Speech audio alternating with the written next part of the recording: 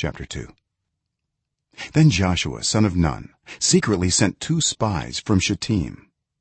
"Go, look over the land," he said, "especially Jericho." So they went and entered the house of a prostitute named Rahab and stayed there. The king of Jericho was told, "Look, some of the Israelites have come here tonight to spy out the land."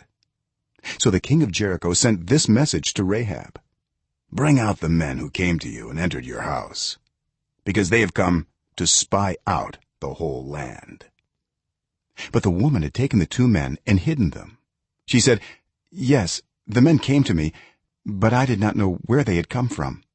At dusk, when it was time to close the city gate, they left. I don't know which way they went. Go after them quickly. You may catch up with them."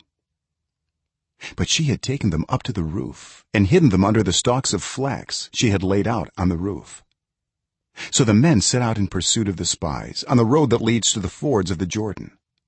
And as soon as the pursuers had gone out, the gate was shut. Before the spies lay down for the night, she went up on the roof and said to them, "I know that the Lord has given you this land, and that a great fear of you has fallen on us, so that all who live in this country are melting in fear because of you. We have heard how the Lord dried up the water of the Red Sea for you when you came out of Egypt, and what you did to Sihon and Og, the 2 kings of the Amorites east of the Jordan, whom you completely destroyed.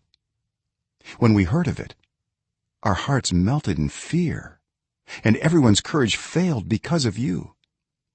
For the Lord, your God, is God in heaven above and on the earth below.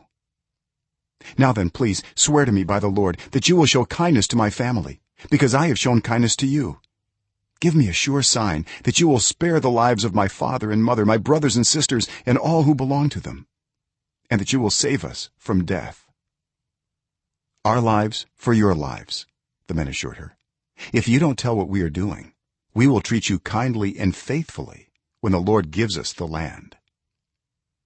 So she let them down by a rope through the window, for the house she lived in was part of the city wall.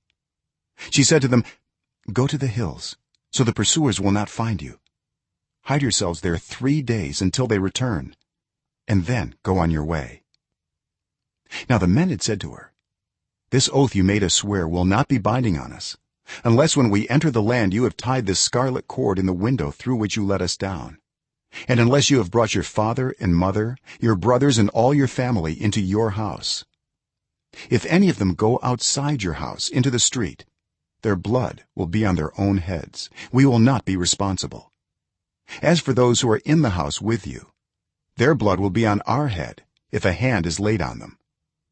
But if you tell what we are doing, we will be released from the oath you made us swear." "Agreed," she replied. "Let it be as you say."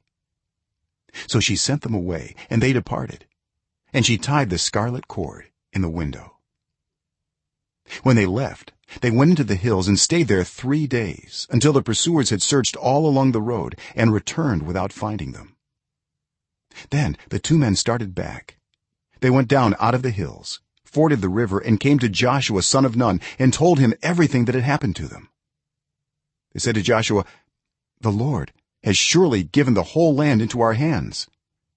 All the people are melting in fear because of us."